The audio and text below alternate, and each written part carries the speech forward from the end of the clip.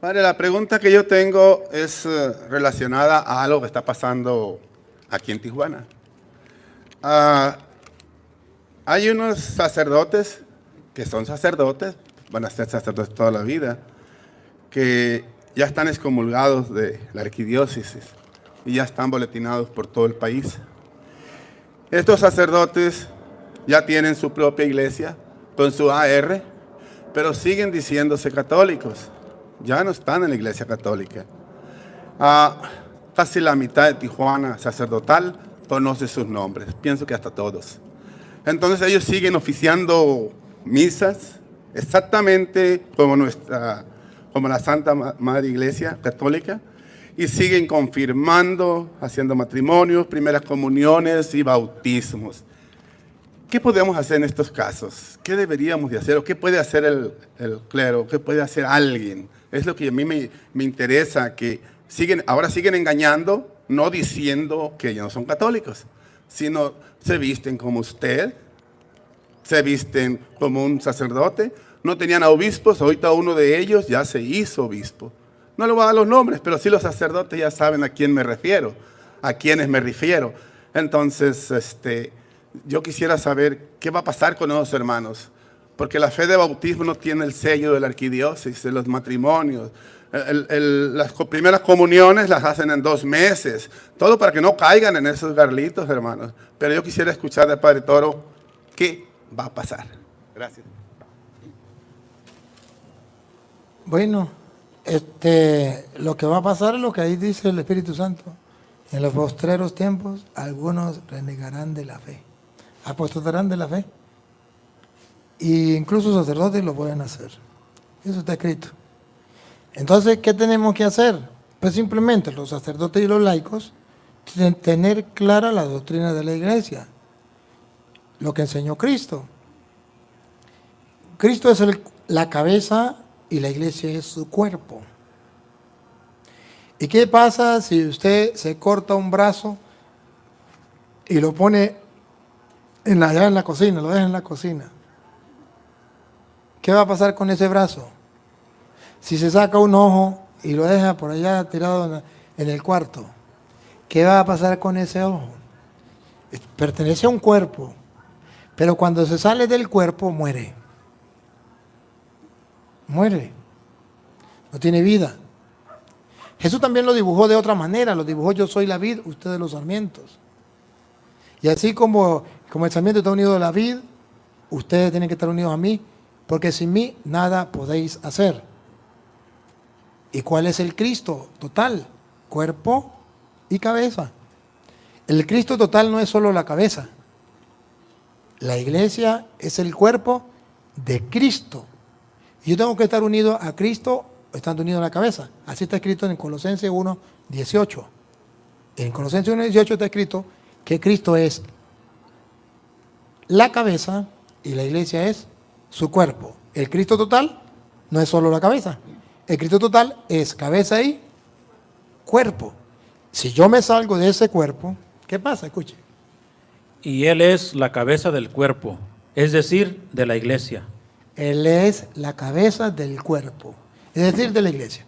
¿Qué pasa con el sacerdote que se sale de la iglesia? Compare el ojo. Se va secando, se va muriendo, se va muriendo. Cuando un católico sabe esto, entonces no se deja engañar. Ante su pregunta, ¿qué debe hacer la iglesia? ¿Qué deben hacer los sacerdotes? ¿Qué debemos hacer nosotros? Sencillamente, estudiar la doctrina de la iglesia. Estudiar la doctrina de la iglesia. Estudiar, conocer y enseñar la doctrina de la iglesia.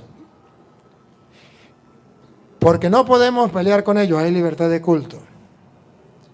No podemos echarle plomo, no matarás. No podemos odiarlo, no odiarás, perdona. O sea, ¿qué tenemos que hacer? Exactamente lo que yo estoy haciendo. Diciéndole a ustedes las cosas con pruebas. No podemos. San Pablo lo dice de esta manera en Gálatas capítulo 1, versículo 8. Está diciendo que incluso un sacerdote, no solamente un sacerdote, un obispo, que que es el caso de Alemania, que se desconecta, que ya comienza fuera. ¿Qué hay que hacer con ellos? Vamos a escucharlo. Pero aunque nosotros mismos Significa un obispo, un sacerdote.